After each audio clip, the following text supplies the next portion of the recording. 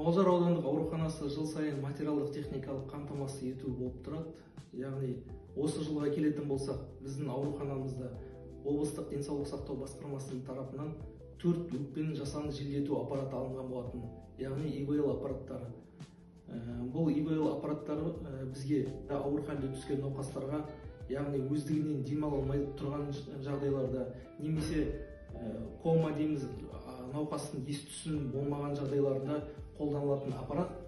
Бұл аппарат қазіргі заманауи талаптарға сай Disline MV200 деген аппарат өндіруші елі Америка құрама штаттары. Жасанды желдету аппаратымен біздің реаниматолог дәрігерлері күнде күн жұмыс жасайды, және де қолдануға оңай, әрі түсінікті, және де көптеген режимдермен жұмыс жасайды.